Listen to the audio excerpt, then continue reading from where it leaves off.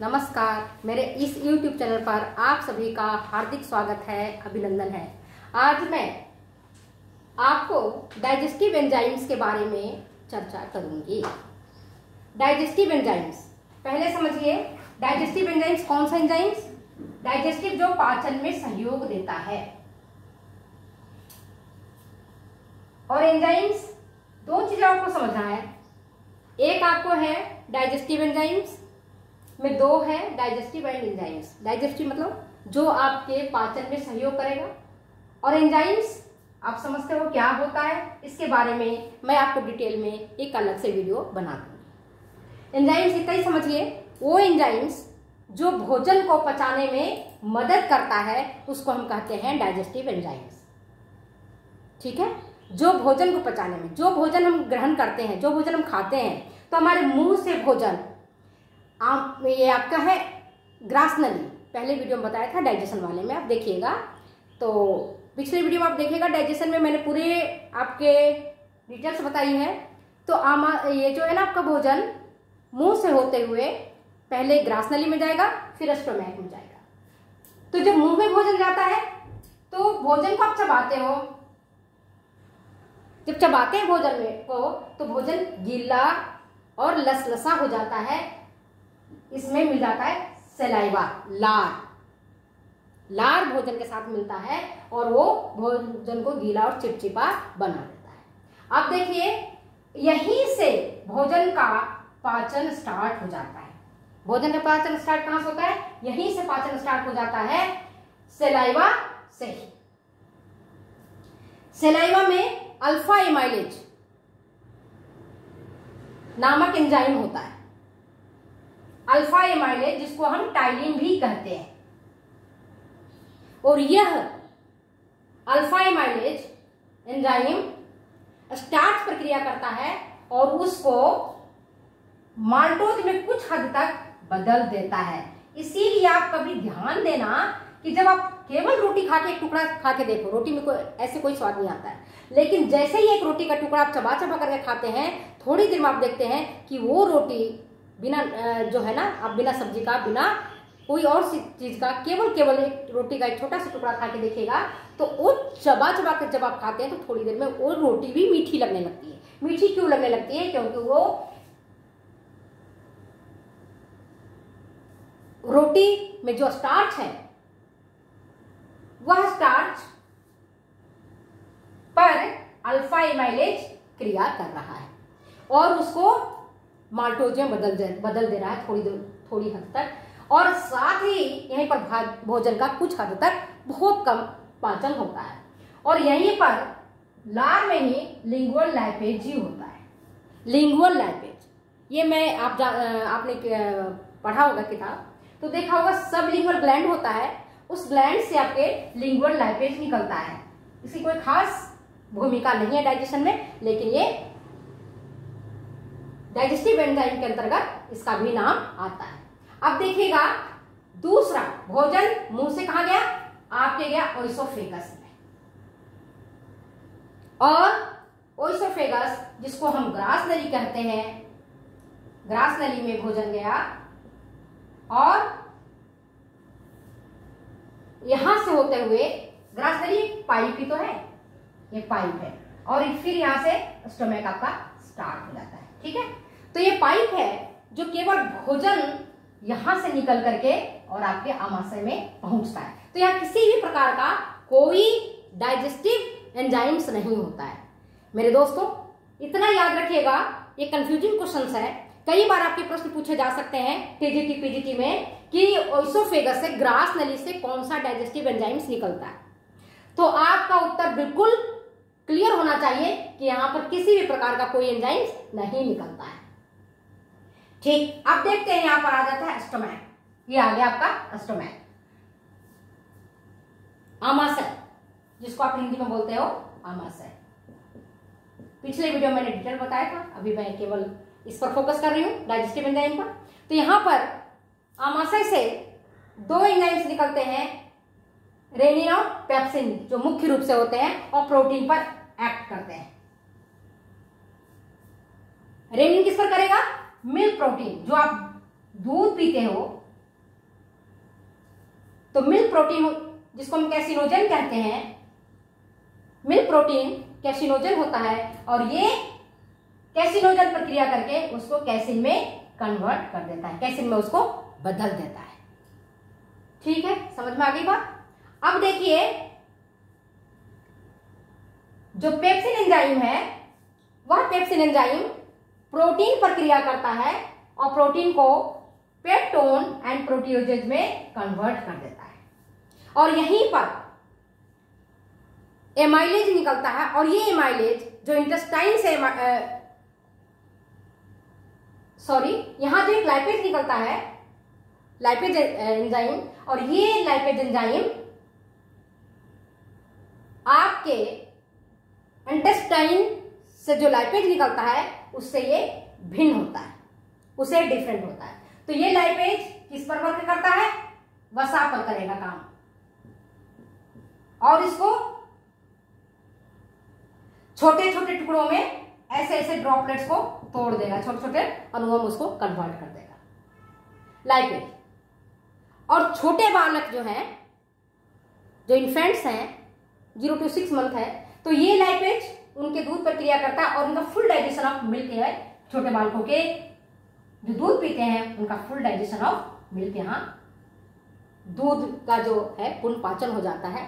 और आपने ये देखा कि जो मैंने बताया कैसिनोजन पर वर्क करता है उसको कैसिन में कन्वर्ट कर देता है, मतलब यहां पर आकर के दूध जो है सो दही में कन्वर्ट हो जाएगा। छोटी सी बात समझिए। और लाइपेज एंजाइम वसा पर क्रिया करेगा और वसा के छोटे छोटे कणों में, ड्रॉपलेट्स में इसको बदल देगा। मैं समझती हूँ आपको समझ में आ गया होगा। और जो दूसरा एंजाइम निकलता है पेप्सिन एंजाइम, यह पेप्सिन एंजाइम प्रोटीन पर वर्क करता है, अब पेप्टोन और प्रोटीओजेज में बदल देता है। अब यहां से जो भोजन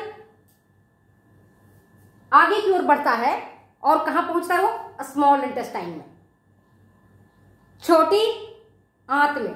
और छोटी आंत का एक पार्ट है उसको हम क्या कहते हैं? जो पहले पार्ट है, 3 पार्ट है छोटी आंत का, डुओडेनम, जेजुनम और इलियम। तो जो डेडुनम वाला पार्ट है उस पार्ट में भोजन पहुंचता है। एक इससे पहले एक चीज और बताऊंगी आपको, वो ये कि स्टोमैक से जो गैस्ट्रिक जूस होता है उसकी कैरेक्टर्स अम्लीय होता है क्योंकि उसमें हाइड्रोक्लोरिक अम्ल होता है। और ये हाइड्रोक्लोरिक अम्ल भोजन में आए हुए बाहरी जो हमारे लिए खतरनाक जीवाणु है, रोगाणु है, उनको मार डालता है और भोजन को एक तरह से सुरक्षित बना देता है, डाइजेस्टेबल बना देता है, पचने योग्य बना देता है। और यहां करके जो गैस्ट्रिक जूस निकलता है, भोजन यहां पर पतला हो जाता है और स्टोमैक में खूब मंथन होता है ना, और एक तरह से खूब चर्निंग होती है और भोजन यहाँ पर और भी ज्यादा पतला बन जाता है, जिसको हम काइम कहते हैं।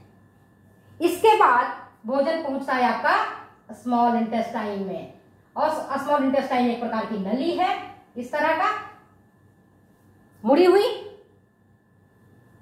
जिसका पहला पार्ट आपका डुओडेनम होता है, फर्स्ट पार्ट। सेकेंड जो बीच का पार्ट होता है वो जेजुनम होता है और लास्ट का पार्ट होता है आपका इलियम, शेषांत्री जिसको बोलते हैं।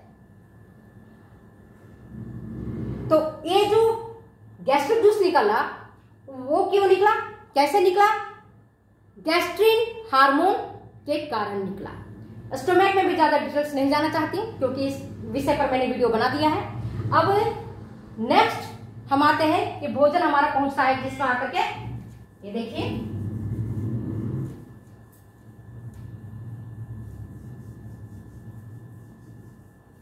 स्मॉल इंटेस्टाइन में।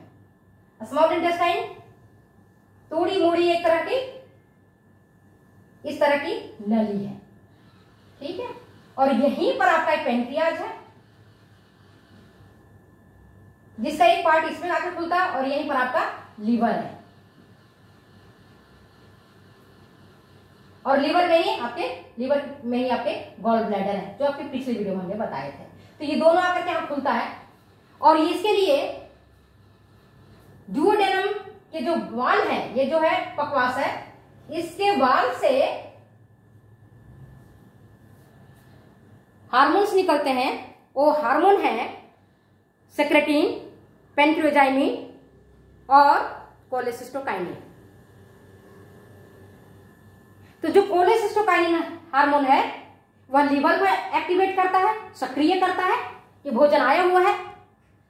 तो लीवर फिर गॉल ब्लैडर को एक्टिवेट करता है और वहां से बाइल जूस निकलता है। क्या निकलता है? यहां से पित्त निकलेगा, पित्त रस निकलेगा और पेनक्रियास से पेनक्रियाटिक जूस निकलेगा।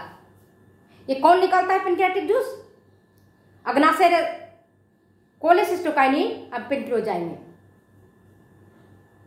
अब आपको समझ में आ गया होगा। यहां आकर के भोजन और भी अधिक पतला बन जाता है, जिसको हम काइल कहते हैं, क्योंकि इसमें पित्त रस भी मिल गया, अग्नाशय रस भी मिल गया और पेनक्रिया, ये जो डुओडेनम का जो म्यूकोसा सेल है, जो भीतरी सेल है, उससे भी रस निकलता है और फिर यहाँ पर पाचन शुरू हो जाता है, पकवास में पाचन शुरू हो जाता है। तो आप ये देखिए यहां पर कौन कौन से एंजाइम्स निकलते हैं। तो एक निकलता है एंटेरोकाइनेज, एक एंजाइम निकलता है क्या? एंटेरोकाइनेज। और ये एंटेरोकाइनेज हार्मोन ट्रिप्सिनोजन जो हार्मोन कहां से निकला था आपको? पेनक्रियास से, इनएक्टिव हार्मोन है। इसको ये ट्रिप्सिन में बदल देता है और ट्रिप्सिन क्या है? सक्रिय हार्मोन हो जाता है। अब ये ट्रिप्सिन एक्टिव हो गया। जो ट्रिप्सिनोजन था इनएक्टिव था, ट्रिप्सिन एक्टिव हो गया। और ये एक्टिव हो गया, किस पर क्रिया किया? ट्रिप्सिन प्रोटीन पर क्रिया किया और उसको बदल दिया पॉलीपेप्टाइड में और अमीनो अम्ल में। आपको पता है कि जब भी प्रोटीन टूटता है और पचने योग्य बनता है तो उसका जो एंड प्रोडक्ट है वो होता है हमारा अमीनो एसिड। क्या होता है वो? हमारा अमीनो एसिड ही होता है। तो ये ट्रिप्सिन एक्टिव है, प्रोटीन पर वर्क किया, पॉलीपेप्टाइड प्लस अमीनो एसिड में कन्वर्ट कर दिया। फिर दूसरी एमाइलेज हार्मोन निकलता है, जिसको हम कहते हैं इंटेस्टाइनल एमाइलेज। ये एमाइलेज अलग था, जो मैंने आपको बताया था। ये जो था वो अलग था और ये वाली अलग एमाइलेज है। ठीक है, तो ये एमाइलेज जो है यह वर्क करता है किस पर? स्टार्च पर। अब कहोगे स्टार्च कहां से आया? जो हमने भोजन ग्रहण किया और जो भी हमने चावल खाया या रोटी खाई या जो कुछ भी खाया, तो ये फिर एमाइलेज, जिस पर हमने चर्चा किया है अभी, ये एमाइलेज स्टार्च पर वर्क करेगा और उसको माल्टोज में कन्वर्ट कर देता है। किसमें बदल देता है? माल्टोज में। अब माल्टोज क्या है आपको पता होना चाहिए। माल्टोज क्या है? माल्टोज डाइसेकेराइड है। जो भी हम भोजन ग्रहण करते हैं वो एज सच हमारी बॉडी में एब्जॉर्ब नहीं होता है, उनका एंड प्रोडक्ट बनता है। जैसे कार्बोहाइड्रेट आप खाओगे, जो भी स्टार्च आप खाते हैं वो टूटता है एंड प्रोडक्ट में, वो मोनोसेक्राइड बनेगा, चाहे ग्लूकोज बनेगा या फ्रुक्टोज बनेगा या डायलैक्टेज बनेगा। ठीक है, तो ये माइलेज कन्वर्ट कर देता है स्टार्च को माल्टोज में। अब दूसरा एंजाइम, इसके बाद जो माल्टेज एंजाइम है, ये माल्टेज एंजाइम है, वह माल्टोज पर क्रिया करेगा। माल्टोज पर कौन क्रिया कर रहा है? माल्टेज एंजाइम, और उसको बदल देता है 2 अणु ग्लूकोज में, 2 अणु ग्लूकोज में बदल देता है। अब ये ग्लूकोज जो ऐसा हो गया, इसका पाचन हो गया। अब इसका एब्जॉर्प्शन हो जाता है किसके द्वारा? हमारे छोटी आंत के जो इलियम पार्ट है, शेषांत्र जिसको आप बोलते हो हिंदी में, वहां पर जो अंकुर होते हैं, छोटे छोटे विलाई होते हैं, वो इसको एब्जॉर्ब, वहीं पर एब्जॉर्प्शन की प्रोसेस होती है और वहां पर माइक्रोविलाई होता है। तो ये मैं प्रोसेस आगे बताऊंगी कि एब्जॉर्प्शन की प्रक्रिया कैसे होती है। अभी मैं केवल फोकस कर रही हूं डाइजेस्टिव एंजाइम्स पर। ठीक है, तो माल्टेज किस पर वर्क करेगा? माल्टोज पर। जहां भी एज होगा, एक चीज याद रखिएगा, बच्चे हमारे कहते हैं मैडम हमें याद नहीं होता, हम कैसे याद करें, कंफ्यूज हो जाते हैं, हम क्या करें, कैसे पढ़ें। तो बच्चे एक चीज बताती हूं, एंजाइम्स में और जो कार्बोहाइड्रेट है उसमें बहुत आसान है याद करने के लिए। जहां कहीं भी एज लगा हुआ होगा वो हमारा एंजाइम्स है, और जहां ओज लगा हुआ, OSE, वो हमारा कार्बोहाइड्रेट है।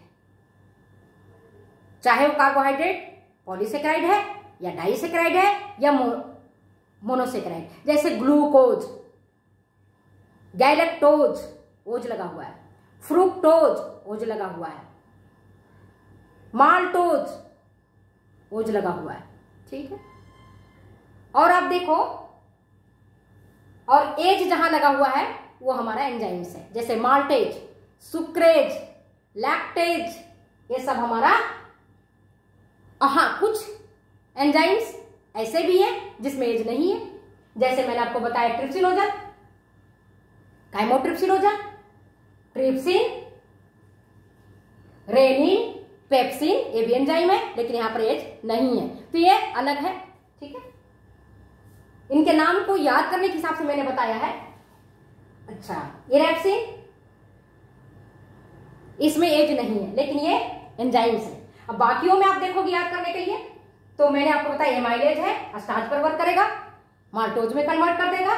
अब ये माल्टेज एंजाइम जो इंटेस्टाइनल जूस में है वह माल्टोज पर क्रिया करेगा और 2 भाग ग्लूकोज में कन्वर्ट कर देगा। इसके बाद इरेप्सिन नामक एंजाइम्स जो है वो पॉलीपेप्टाइड पर वर्क करेगा। ये जो पॉलीपेप्टाइड आप देखे थे ना, यहां पर आया था पच करके भोजन, अमीनो एसिड और पॉलीपेप्टाइड। ट्रिप्सिन जो भोजन के प्रोटीन पर एक्ट किया था उसको पॉलीपेप्टाइड में कन्वर्ट कर दिया था। ये polypeptide erepsin enzymes, not hormones, याद रखिएगा, एंजाइम्स की बात कर रहे हैं, हार्मोन की बात नहीं कर रहे हैं। तो इरेप्सिन एंजाइम्स पॉलीपेप्टाइड पर वर्क करता है और इसको तोड़ देता है अमीनो अम्ल में। अब ये प्रोटीन का एंड प्रोडक्ट हो गया अमीनो अम्ल, जो कि हमारी बॉडी के द्वारा एब्जॉर्ब कर लिया जाता है, उसका फिर मेटाबॉलिज्म हो जाता है, उसमें से कुछ अमीनो अम्ल आपके नए सेल्स, नए ऊतकों के निर्माण में काम आते हैं, और जो रिमेनिंग बच जाता है वो वेस्ट प्रोडक्ट के रूप में लीवर के उसमें एक्ट करता है और किडनी और जो दूसरे एक्सक्रीटरी ऑर्गन्स है उनको बाहर निकाल देते हैं वेस्ट चीजों को। और अमीनो में जो है एक और वर्क है, जो आपके जब आप भोजन ग्रहण करते हैं और आपको भोजन में कार्बोहाइड्रेट नहीं होता है तब ये प्रोटीन भी टूट करके ऊर्जा प्रदान करता है। ये मैं पहली वीडियो में भी आपको बता चुकी थी, तो इसमें मैं कंफ्यूज आपको नहीं कराना चाहती हूँ। तो आप ये देखिए, इरेप्सिन पॉलीपेप्टाइड पर वर्क करेगा, अमीनो एसिड में तोड़ देगा। अब ये देखो लाइपेज एंजाइम, लाइपेज एंजाइम वसा पर क्रिया करेगा। वसा कहां से आया? फैट ड्रॉपलेट्स, जो आपने देखा था लाइपेज यहाँ था, फुल डाइजेशन ऑफ मिल्क, जहां पर हमने कहा छोटे बच्चों के केस में, और बाकी जो हम लोग दूध पीते हैं और दूध में जो वसा रहता है उसके उस फैट को यह छोटे छोटे कणुओं में, अणुओं में तोड़ देता है, जिसको हम कहते हैं इमल्सिफाइड फैट, इमल्सिफाइड पाइसीकृत इमल्सिफाइड फैट पर वर्क करेगा और इसको फैटी एसिड और ग्लिसरॉल में कन्वर्ट कर देगा। और इंटेस्टाइनल जूस से ही सुक्रेज एंजाइम निकलता है, सुक्रेज एंजाइम जो सुक्रोज पर क्रिया करता है। सुक्रोज कौन सा?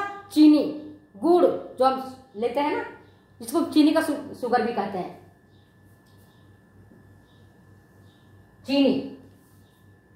चीनी का कार्बोहाइड्रेट कहा जाता है सुक्रोज। तो सुक्रेज सुक्रोज पर क्रिया करेगा और उसको कन्वर्ट कर देता है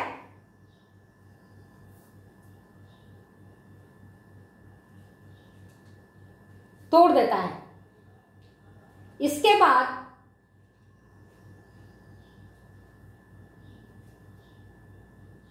आपके एक एंजाइम और निकलते हैं, ये मैं आपको बता देती हूं अभी आपको।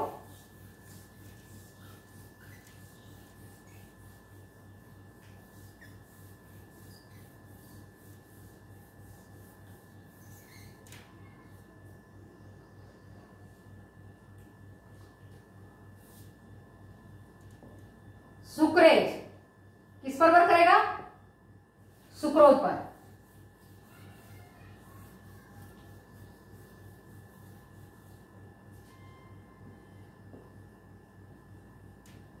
और फिर इसको ग्लूकोज और गैलेक्टोज में तोड़ देगा। ग्लूकोज गैलेक्टोज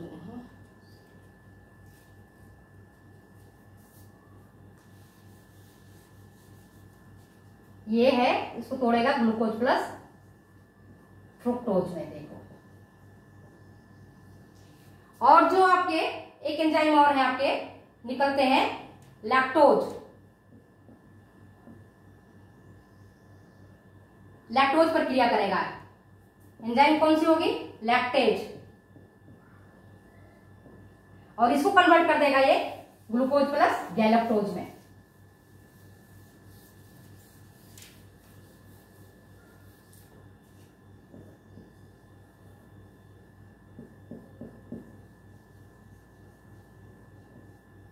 ठीक है, तो इस तरह से हम देखते हैं कि हमारे भोजन का डाइजेशन होता है। इसके अलावा और देखोगे तो स्मॉल इंटेस्टाइन से कई हार्मोन और निकलते हैं, जैसे डाइपेप्टिडेज हार्मोन निकलेगा, ये डाइपेप्टाइड्स को तोड़ देगा और 2 अमीनो अम्ल बना देगा। वेरियस पेप्टिडेज एंजाइम निकलेंगे, जैसे ट्राई पेप्टिडेज एंजाइम निकलेगा या डाइपेप्टिडेज एंजाइम निकलेगा, ये भी अमीनो अम्ल में उसको बदल देगा। तो इस तरह से हम देखते हैं कि हमारा जो भोजन का डाइजेशन होता है वो पाचक एंजाइम्स के द्वारा होता है, डाइजेस्टिव एंजाइम्स के द्वारा होता है, जो मुंह से स्टार्ट होकर के हमारे छोटी आंत के दीवारों से निकलता है। पहले मुंह में निकला, स्टमक में निकला, फिर आप देखोगे तो आपके एंजाइम्स पेनक्रियाटिक जूस में निकला, और स्मॉल इंटेस्टाइन में कि जो ड्यूडेनम वाला पार्ट है उससे निकलता है। इस प्रकार से आज हम डाइजेस्टिव एंजाइम्स के बारे में जानकारी प्राप्त की है। अगर ये वीडियो आपको अच्छी लगती है तो प्लीज़ शेयर करें, कमेंट करें, सब्सक्राइब करें। फिर मिलते हैं अगले वीडियो में, तब तक के लिए राम राम।